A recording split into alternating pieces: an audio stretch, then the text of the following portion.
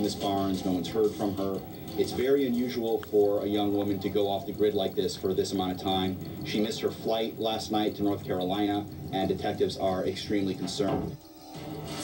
Tonight, panic rises. Police scouring a Baltimore park known as a dumping ground for bodies. They're frantically searching for a beautiful missing North Carolina teenage girl they now fear could be dead. We hope they're wrong. We hope she's okay. Bright, beautiful, 16-year-old Phylicia Barnes vanished 8 long days ago. Cops fear she may have been snatched right off the street, abducted in broad daylight. They have 0 leads. Phylicia is from North Carolina. She was visiting her 3 older sisters in Baltimore for Christmas.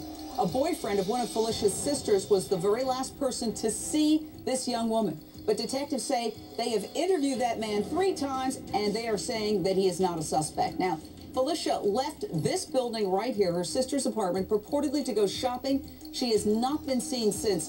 Phylicia did have her cell phone with her, but she has not made any calls, and that phone is now dead. Phylicia's mother says her daughter's money and the emergency credit card she gave her daughter were found inside the apartment. Phylicia was a straight A student who graduated high school early, and she's already been accepted into college. Time is running out. Take a good hard look at this photo. Where is this beautiful girl? We want to find her, and we want to find her okay. Call me, 1-877-JVM says. We're going to talk to her devastated mother and stepfather live in just a moment. But first, straight out to Baltimore Police Department Public Information Officer Anthony Guglielmi. Anthony, cadaver dogs, divers, dozens of investigators all searching this park all day. What is the very latest on the search, sir? Jane, we just completed the search a couple hours ago, and we found nothing. And after a further investigation, we learned that the tipster in this case was merely giving police a suggestion. However, this morning when we received the tip from the Baltimore Sun, it was actionable enough for detectives to give it some credence. And once the head of homicide got this tip, it included a block number, it included a direction on the street where police should concentrate our efforts. And naturally, given the gravity of this case, we marshaled every one of our resources and scoured the entire park today. Well, I'll tell you a little bit about this. Police have been searching this very nefarious leaking park all day. And I'm going to show you a satellite street view of the edge of the park. It looks pretty there, but apparently it's a rather sinister place that's notorious for drug deals and crime, and actually known on the streets as a body dumping ground. Investigators came to the spot after getting a very ominous tip. Somebody commented on a Baltimore Sun news article writing, quote, "Humor me. Somebody pop over to the 4000 block of Franklintown Road and look at the southward shoulder." So, Mike Brooks, what do you make of that ominous tip? Well, just like Mr. Guglielmi said, hey, you got to follow up on that. I was a cop right down the Parkway in D.C., Jane, and I can tell you the Baltimore City Homicide Unit, which also handles the missing persons, they are one of the best in the country. And now they've got the assistance of the FBI's Child Crimes Against Children Unit out of D.C. And you had a bunch of folks from the academy out there, as you said, divers, dogs, but nothing as of yet. But this apartment where she was last seen, it's kind of looked at by Baltimore police as kind of a college flop house, if you will, with people coming and going all the time. And that's a problem. Yes. Janice Salas's, Phylicia's mom, says as many as 20 men were coming in and out of this apartment where her daughter was staying. Listen to the mother describe this. 20 different guys had been going in and out of that apartment.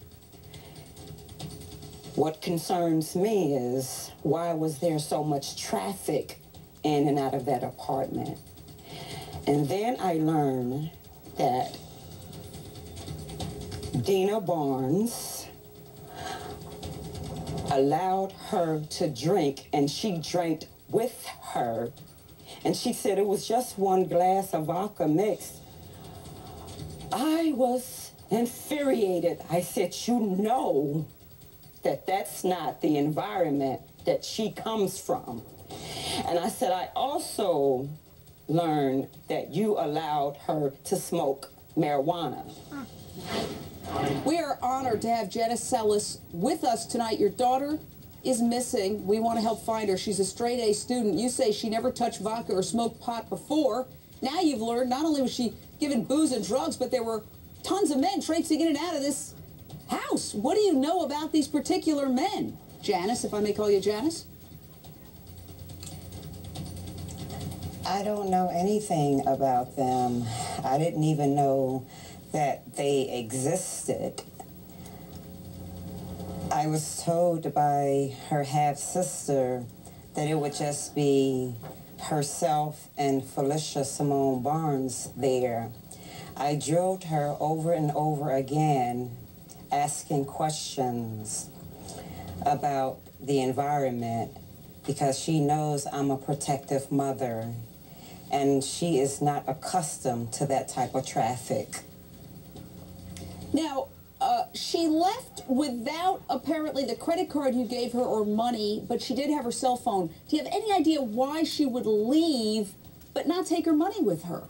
Did you get any clue as to where she was going? Where was she going? I don't think she left anywhere on her own. That's the problem. So you feel that she was taken from that house? Tell me what you learned. Yes, I feel that she was taken from that apartment simply because she had once mentioned to her big sister Chantel Salas that the door is always unlocked and people always coming in and out. They don't even knock. This was me, best ribs in Nelson County. But it wasn't. They could have extended that. Oh, Jesus. Mary and Joseph.